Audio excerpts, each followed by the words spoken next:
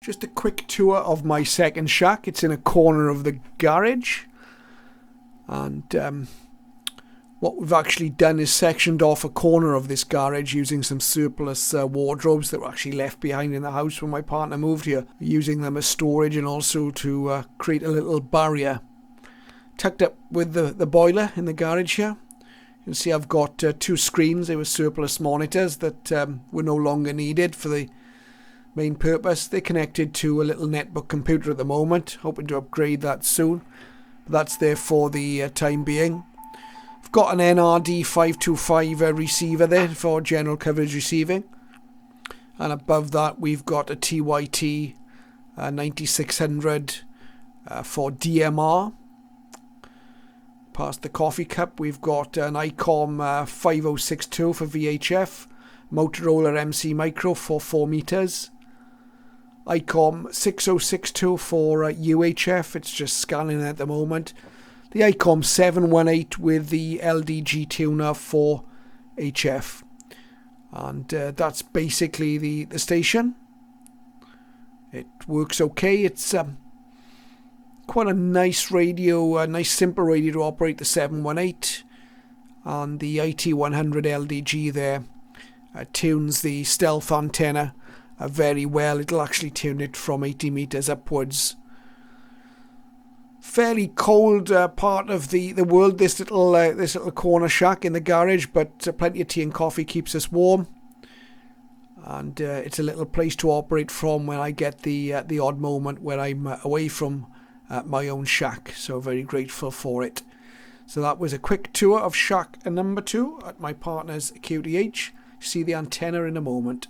In this corner of the garden is my stealth antenna. It's the Pro Whip I showed you in an earlier video. It's pushed up through the tree here. You can just see the top of it sticking out of the tree. From a distance you can't see this pole at all. We've got a plastic bag actually covering the balun at the base of the pole. It's a temporary measure, but I never got round to changing it. You can see the balun there, and the coax, and also the single radial wire running down. I'll look back up through the tree, and yeah, it works anyway. It's not the best antenna in the world, but as you will see, it does work and it's stealthy. And just to show that the antenna does work, here's the results of a few hours of FT8 operation from the second shack, and this was all running a maximum of 30 watts from the ICOM 718. It's on a combination of bands you're looking at here from 17 meters upwards, so 17, 15, 12 and 10 meters. You see we've got over to the US. There's I think 5 reports from the US. Now bear in mind this is PSK report. It's a screenshot you're looking at. So these are stations that heard me, not necessarily stations that I worked on FT8. And that's the interesting thing about PSK reporter. You may be calling CQ sometimes. Might not get many contacts. You think nobody's hearing you. You look at PSK reporter and you'll see that actually you've been heard in quite a few places. Obviously, most of the reports are Western European. There's a couple down, I think, towards the Canary Islands there as well. And about 5 stateside reports. So not bad for 30 watts into that little antenna.